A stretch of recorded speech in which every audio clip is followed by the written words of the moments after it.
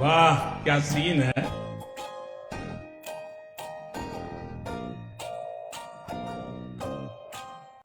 ভাই কান বে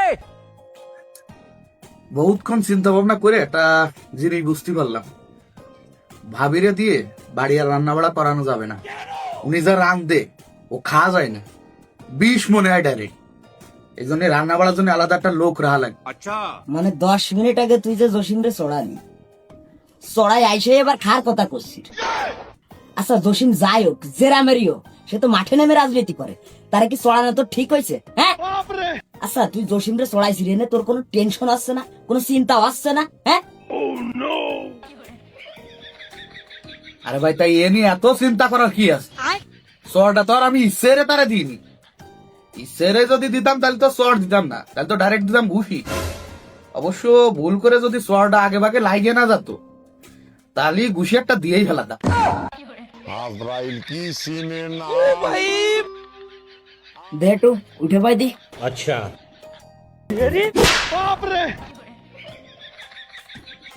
তোরে কলাম যে ওই জায়গা মাথা ঠান্ডায় রে, মাথা ঠান্ডায় রে, জায়গা চুপচাপ বসে থাক। তারপরেও তুই জসিমের সাথে ঝামেলা করলি কিসের জন্য? এই কিসের জন্য তুই ঝামেলা করলি? এখন এই নিয়ে যদি বড় ধরনের কোনো সমস্যা হয় তুই কেরবি নি, তুই কেরবি নি? হ্যাঁ আরে ভাই আপনি এ নিয়ে বেশি চিন্তা ভাবনা করেন না দিদাই, আমি আসি তো। ওইসব জসিম ফসিম কোন টাইম আছে নাকি? আর ও করে গান আছে মাঠে নেমে রাজনীতি, আর আমরা করি এসির ভিতর রাজনীতি।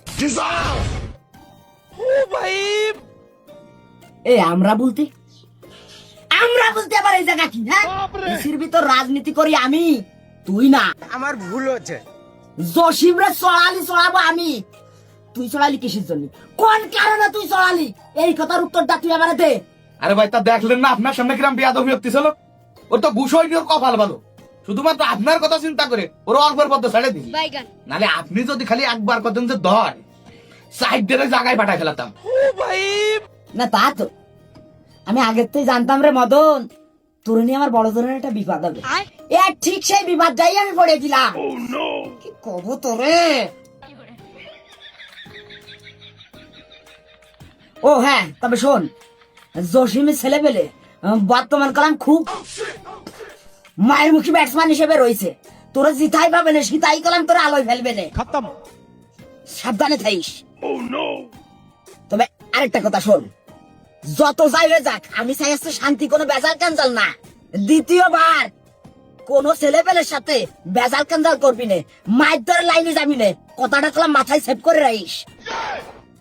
আর আমারে যদি ওরা মারতে আসে তাহলে তাহলে তুই মায়ের খাবি। बार-बार শুধু আমার উপরে কেন? আর নাহলে ওই জায়গাতে পলাবি, তবুও কেউ গায়ে তুই হাত তুলতে পারবি না। এটাই আছে আমার কথা। अच्छा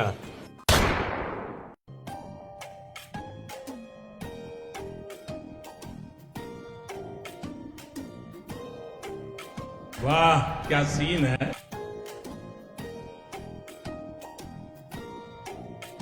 लेकिन ये साला कर क्या रहा है यहाँ पे?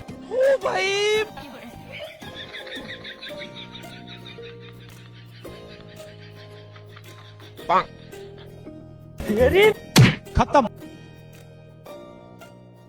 ঘেনু ইয়া মদন যে আমার গায়াত তুলিছে এটা যেন টোটালি কেউ জানতে না পারে। अच्छा যদি জানতে পারে তাহলে আমাদেরই বদনাম। আমাকে তো বদনাম না ভাই, বদনাম তো হবে না আপনার একার, কারণ আপনার একারে ছড়াইছে, আমাকে তো কিছু কইনি। আমি হয়তো 2 দিন পরে মরবো,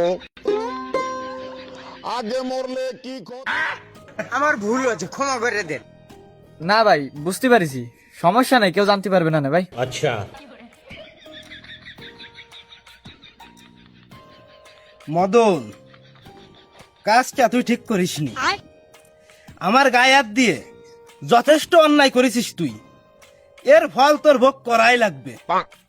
ঘেনু ইয়া ছেলেবেলে নে ভালোই ফল, ওই মদন রে যেখানে পাবি টোটাল পাটাই ফেলবি। মানে মানে ওতে ধামড়া ফাঁসা, মানে ফাঁসা পুরো পায়ে যাবে মারিস ছোটি, আর ও শরীর সর্বনিম্ন মানে 15 কেজি গোশ কমে যাবে। আর এমন মারা মারবি টোটাল ওর গায়ে কোনো শক্তি থাকবে না, ও উঠে দাঁড়াতে পারবে না। ঠিক আছে ভাই, এই চল। अच्छा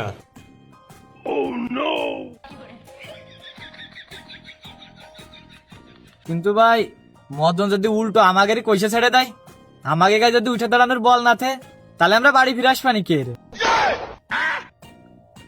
না না না, বুঝতে পারছি ভাই, বুঝতে পারছি। চল। अच्छा